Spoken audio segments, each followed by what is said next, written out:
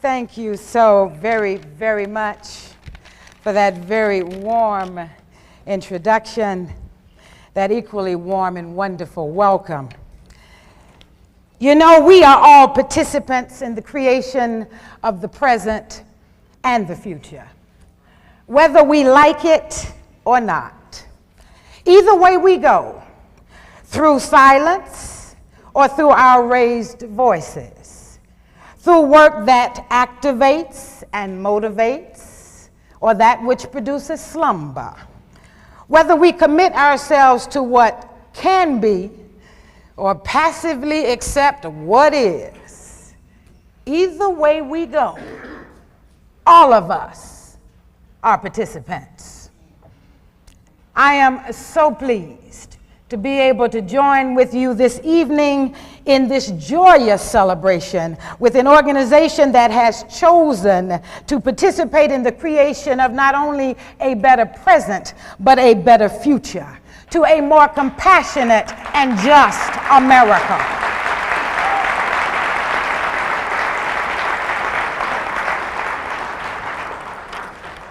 On this, the 20th anniversary of the Human Rights Campaign, I salute you for your powerful dedication to the creation of a society free from homophobia, indeed free from all forms of bigotry and intolerance.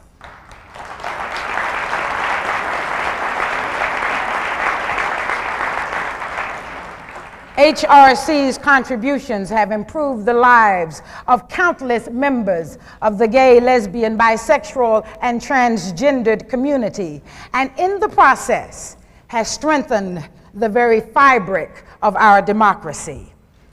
Let me take a moment to also commend and congratulate those who have been honored.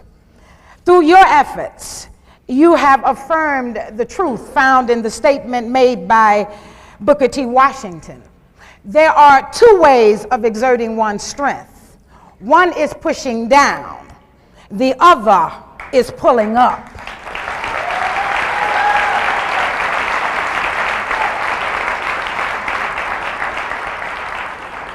And truly, that spirit of dedication, of perseverance, of courage, of commitment, of stick-to-itiveness is sorely needed in these times in which we find ourselves. Yes, these times.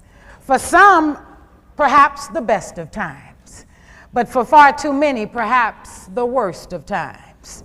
These times call not for merriment, but for movement, not for cheerful contentment, but for constant commitment. Now, before I go any further, I do have to make one thing perfectly clear. I am a 100% dyed-in-the-wool, card-carrying believer in the dream. That is capital T, capital D.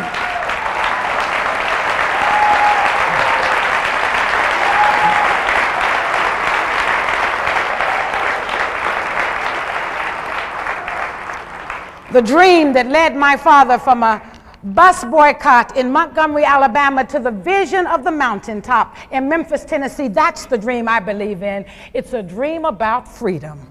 Freedom from exploitation, from oppression, from prejudice, from poverty, from violence. The dream of a nation and a world where each and every child can have the opportunity to simply be the very best that they can be.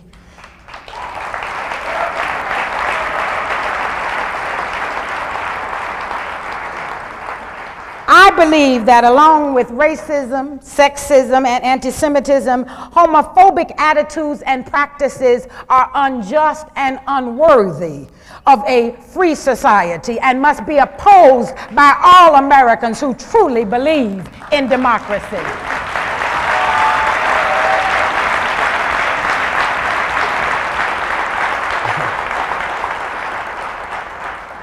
Now, there are the folks who, for whatever reasons, have chosen not to believe. Well. I call them the bystanders, standing as they often do on the sidelines of the great issues of our time. Of course, I know none of them are in this room. But I think you will recognize them. I think they tend to fall into three groups. The first group I like to call the woulda, coulda, shoulda folks. Now you see, these folks can really fool you because when they talk, they sound pretty dedicated. But when it's time to get down to business, time to do some real work, they're the first ones out the door. That is, if they showed up in the first place. Girlfriend, they'll tell you, I would have come to the meeting if I could have, but you should have called me.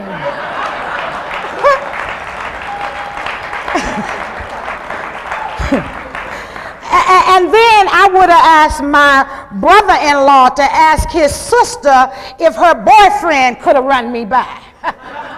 Believe me, I woulda, coulda, shoulda. These folks are a trip. They can talk the talk, but you're in for a real disappointment if you expect them to walk the walk.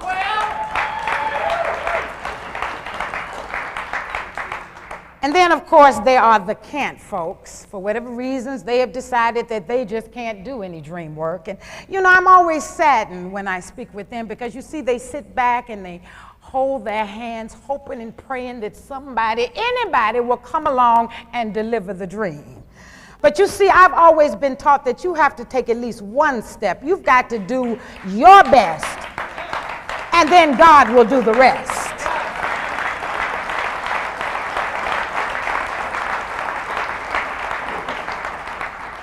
Now, if those who can't make me sad, then those who won't make me mad.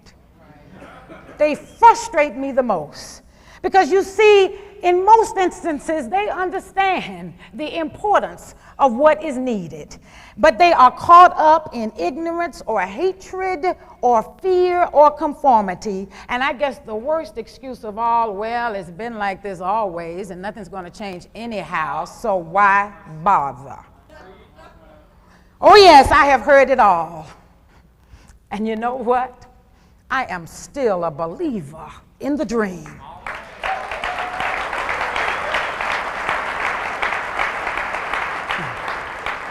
Now, it's true, some of it is because I am the great-great-granddaughter, the granddaughter, the daughter, the niece, the sister, the cousin of ministers. When I was growing up in Atlanta, Georgia, I must have spent 8 days a week in the church. And so my faith has been nurtured and confirmed for as long as I can remember. I have been taught that the universal natural order of peace with justice will one day be restored, that unconditional love and unarmed truth will have the last say. I know in my heart that the dream will be realized. And so I'm a believer.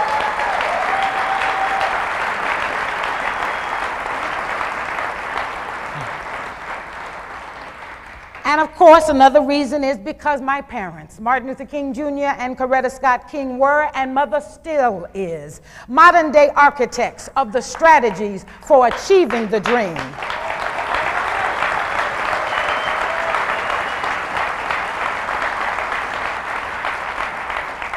As you know, Mother has been on the front lines in support of this organization all across the country. I am a child of the dream. But another reason I believe is because I choose to believe.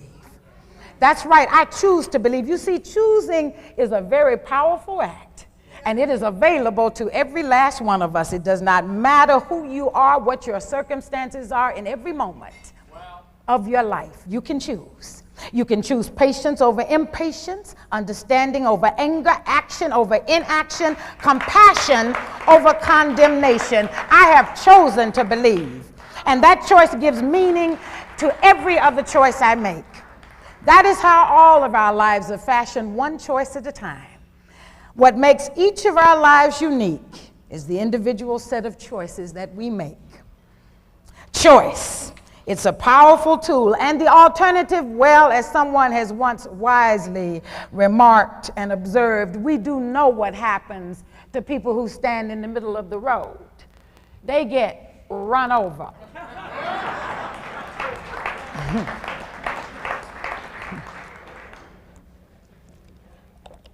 In the 1950s and 60s, African American men and women made some choices, often dangerous ones, and they were joined by men and women of goodwill from all races, and together tremendous progress was made toward the betterment of our nation.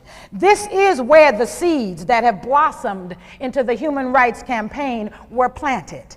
Through the leadership of Martin Luther King Jr., people were compelled to get up and do something towards the betterment of our society. He made us look at ourselves honestly.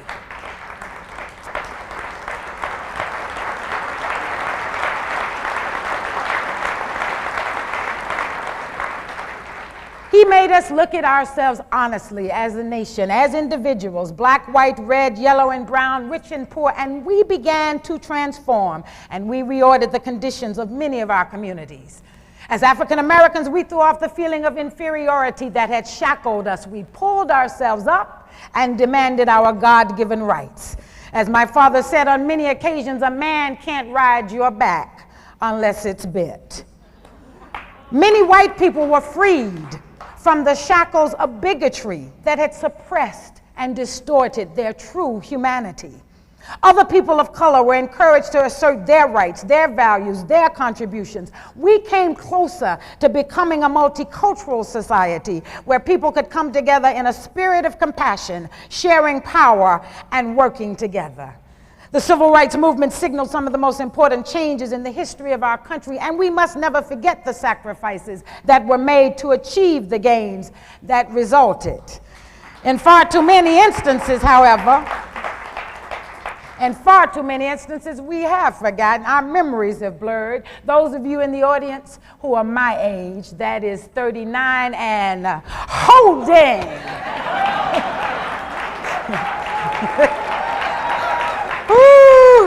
Or as a friend of mine says, 30 through. Those of you who are 32 years of age and younger in this audience tonight, you were not even born when Martin Luther King Jr. walked with us. And for some of you, the civil rights movement may seem like ancient history. I was on the road, out on the road a little while ago, and this little boy came up to me. He was about 6 years old, and he said, "Is it true?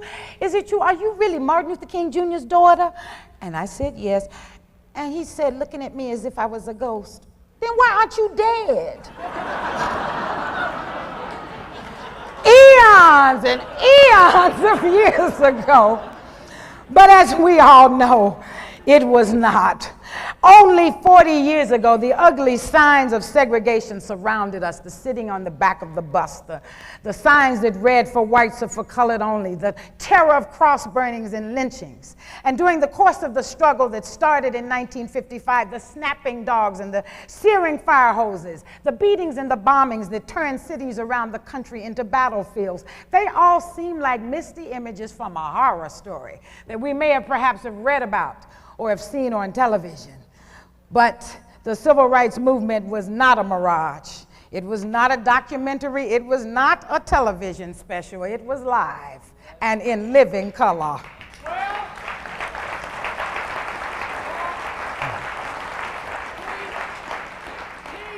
On December 1st, 1955, in Montgomery, Alabama, a courageous woman named Rosa Parks, who now lives in this city,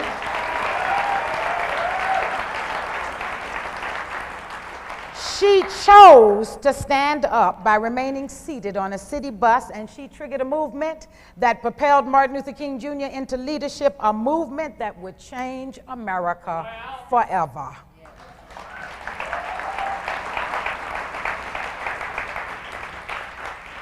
All because she chose to stand up. What did I tell you about the power of choice? The civil rights movement served as the inspiration for all of the movement for human rights which followed it. The women's movement, the peace movement, and of course, the rights of gays, lesbians, bisexuals, and transgendered people.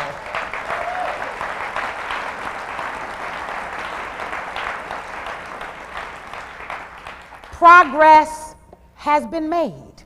The 20-year history of HRSC has seen its share of successes and some defeats. It has been an uphill battle, and much remains to be overcome. However, as an uneducated but wise sage has said, We ain't what we used to be. We ain't what we gonna be. But thank God, we ain't what we was.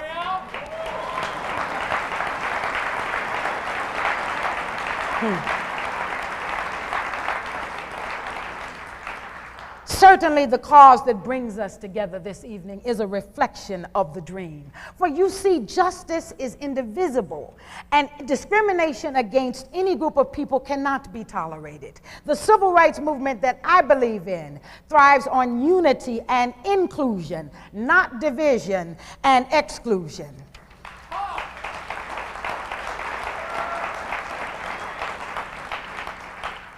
As my father said on numerous occasions, injustice anywhere is a threat to justice everywhere. We are all tied together in a single garment of destiny, an inescapable network of mutuality. I cannot be what I ought to be until you are allowed to be what you ought to be.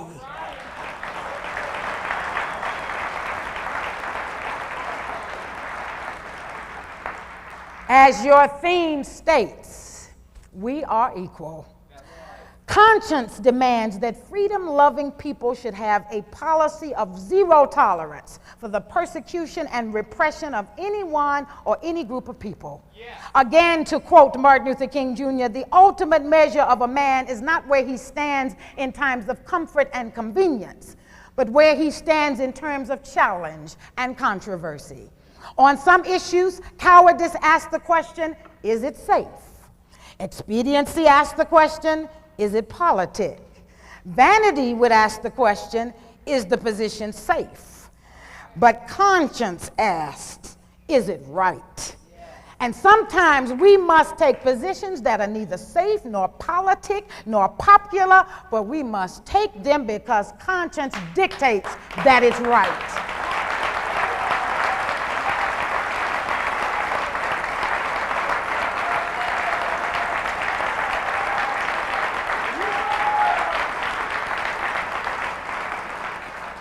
And so I stand with you, my brothers and sisters, with the faith that conscience and truth will prevail.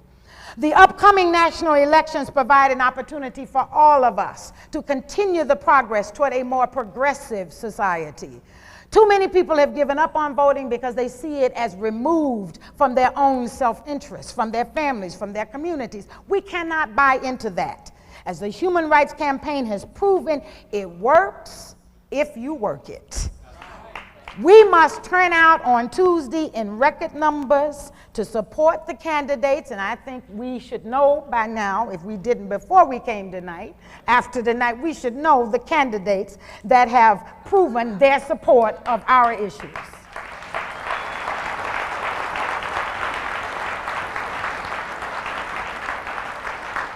But see, I know everybody in this room will be voting, but in addition to that, each one of you should ensure that at least 5 people that you know will be voting on Tuesday. Get on the phones, call them, take them to the polls if necessary. We must turn out for this election. But you see, once those people get in office, we also must hold our elected officials accountable. That's the second part of the process.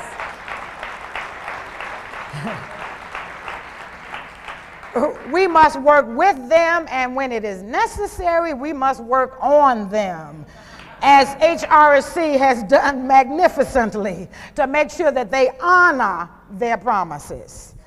What we must all do in the community of human rights organizations and activists is to become more active in working for a common vision, as well as the agendas of our respective organizations and interest groups. We must build and strengthen coalitions of people of goodwill. Take the time to become better informed about each other's issues, support each other, speak out, and take action for justice for all people. The issue of affirmative action comes to mind. Right-wing politicians are waging assaults on affirmative action in dozens of states across the nation. Make no mistake about it, they are supported by the same homophobic groups that are trying to stop every item on HRC's legislative agenda.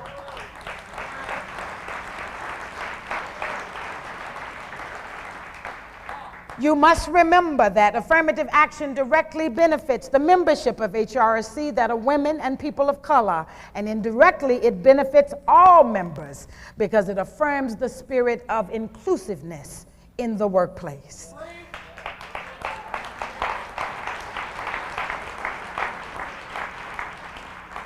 If we want to create a truly just and decent society, then we must work together to rectify injustices against all people. We must hold fast to the dream of the beloved community, as my father called it, which people can live together in a spirit of trust, understanding, harmony, love, and peace. It has been said, there are three kinds of people in the world. There are those who stand on the sidelines and watch things happen. There are the few who get involved and make things happen. And there are the many who don't know what happened.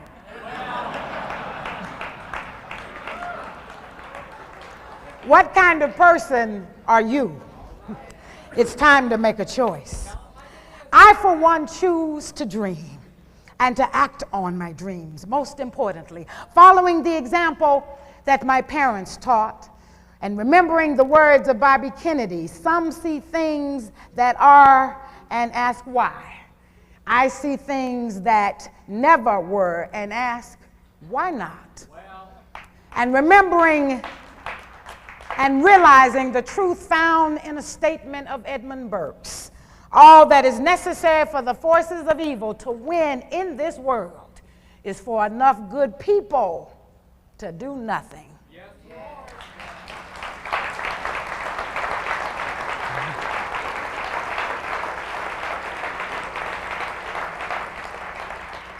And to anyone who would choose to defer the dream, all of our dreams, this is what I have to say to them. In the inspirational words of Dr. Maya Angelou, you may write me down in history with your bitter, twisted lies. You may trod me in the very dirt, but still like dust, I'll rise.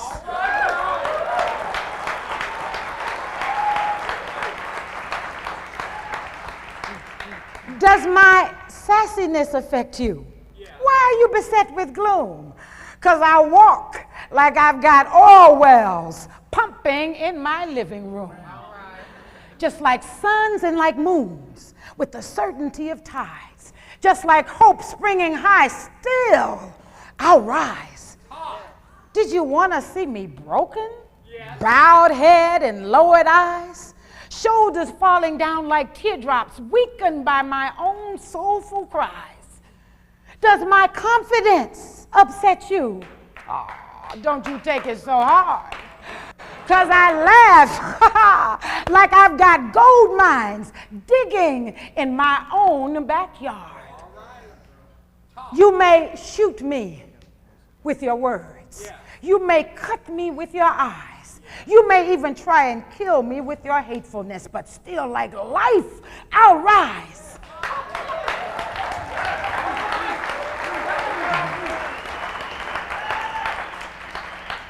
Does my sexiness confound you?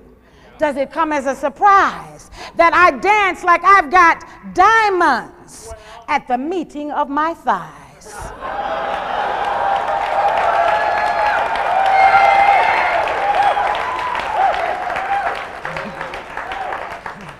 Out of the huts of history, shame, I rise. Up from a past that's rooted in pain, I rise. I'm an ocean leaping and wide, welling and swelling, I bear in the tide. Leaving behind nights of terror and fear, I rise. Into a daybreak that's wondrously clear, I rise. Bringing the gifts that our ancestors gave, I am the dream. You, each and every one of you, are the dream. We are the dream and the hope of the brave. I rise. You rise. Together we will rise.